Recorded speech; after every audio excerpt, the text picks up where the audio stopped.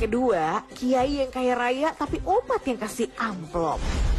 Bukan hanya santri usia anak-anak, yang udah bapak-bapak pun ketemu kiainya masih ngesot untuk mencium tangan. Dan yang mencengangkan, ternyata yang ngesot itulah yang kasih amplop. Netizen pun curiga nih bahwa bisa jadi inilah sebabnya sebagian kiai makin kaya raya. Mobilnya mewah hingga harga miliaran.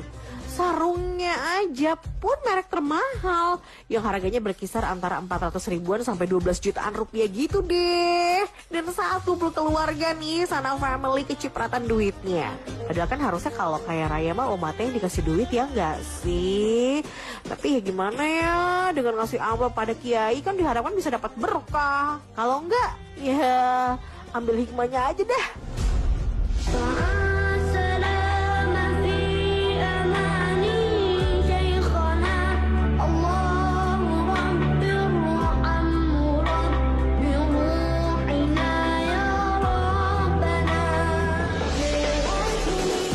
Jagat media sosial bergejolak, tagar boykot Trans 7 mendadak trending. Video opening di awal yang dinilai menyinggung, bahkan melecehkan martabat kiai dan dunia pesantren. Yang saya perlu garis bawahi adalah liputan di awal video ini adalah sebuah hal yang nyata. Hal yang diliput, hal yang ditangkap oleh kamera. Namun dalam narasinya sifatnya belum tentu. Bisa jadi iya, bisa juga tidak. Disclaimer terlebih dahulu, saya pribadi pernah menetap di salah satu pesantren di Tasikmalaya yang diasuh oleh Dr. Fauz Nur. Selain pengasuh pondok pesantren, beliau juga seorang dosen sekaligus penulis buku. Karya-karya beliau salah satunya adalah Tapak Sabda,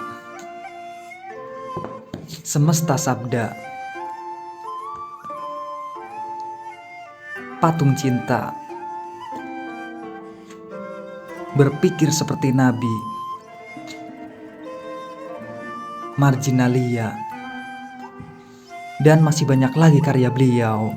Poin saya adalah saya pernah di dunia pesantren. Sedikit banyaknya saya lumayan tahu tentang dunia pesantren. Hanya saja saya tidak pernah menyatakan diri sebagai santri. Terlalu agung gelar santri jika itu melekat pada saya. Ketika saya di pesantren, waktu itu saya hanyalah mahasiswa yang mendefinisikan diri sebagai spons. Hanya sebagai penyerap, berusaha menyerap pemikiran beliau, hasanah keilmuan beliau, dan cakrawala beliau. Sekian disclaimernya dan kita lanjutkan pembahasannya. Liputan tersebut menyoroti praktek santri hingga isu eksploitasi berkedok amplop. Bagi sebagian orang ini adalah kebenaran yang terungkap. Namun bagi komunitas pesantren ini adalah fitnah yang menyakitkan. Trans 7 telah meminta maaf, namun pernyataannya apakah di balik kontroversi ini ada kritik yang perlu kita dengar? Dengan saya Indra Septiana, selamat datang di Denyut Semesta.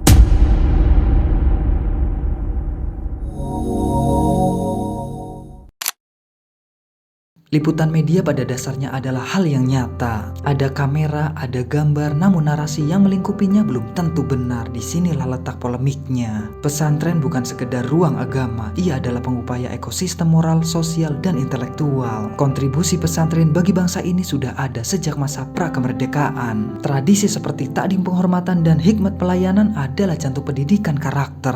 Namun jika tradisi luhur ini disalahgunakan menjadi instrumen dominasi, bukankah itu yang harus kita kritisi? Tangga pagi jeruk na amih viral hooh. Ulah dibalakeun, dibalakeun moal goblok. Hah? Delekeun. Lah tewak tuh. Dua kali heuh. Siap tuh. Sing jago atuh. So.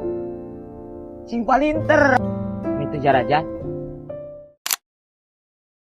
Mari kita berani melihat ke dalam. Dunia pesantren harus menyediakan ruang untuk berpikir kritis bagi para santri. Kita harus waspada terhadap praktek sentralisasi kekuasaan, di mana kekuasaan yang terpusat membuat santri kehilangan daya kritis, kehilangan daya tanya. Kondisi ini rentan terhadap eksploitasi, kekerasan, atau bahkan pelecehan. Apalagi jika semua dilabeli dengan dalih mencari berkah. Konsep ketaatan mutlak, samina wa atona, kami dengar dan kami taat adalah ideal. Tapi bagi saya, selain Kanjeng Nabi Muhammad, semuanya rata. Saya lebih setuju pada sami'na wa analisa, kami dengar dan kami analisa terlebih dahulu. Rasionalitas harus tetap dilibatkan. Adab kepada guru seperti ta'zim, hikmat, itu wajib, itu harus. Namun kita harus membatasi diri kita untuk tidak mengkultuskan. Kedudukan beliau adalah seorang guru, bukan tuan dan hambanya.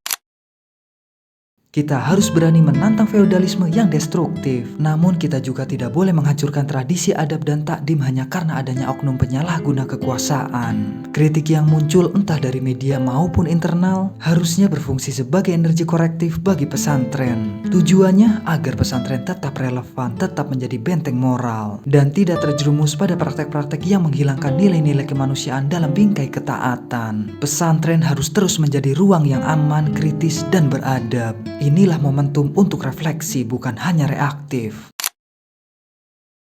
Jadi boikot Trans 7 ini adalah puncak gunung es dari perdebatan panjang tentang relasi kuasa di institusi keagamaan. Marwah pesantren tidak akan rusak oleh satu tayangan televisi, tapi bisa rusak oleh praktik internal yang tidak berlandaskan kemanusiaan dan rasionalitas. Mari kita jaga adab, tanamkan rasionalitas, dan terus koreksi diri. Karena pesantren adalah warisan terbaik bangsa ini, dan kita semua punya tanggung jawab untuk menjaganya tetap suci dan kritis. Wassalamualaikum warahmatullahi wabarakatuh.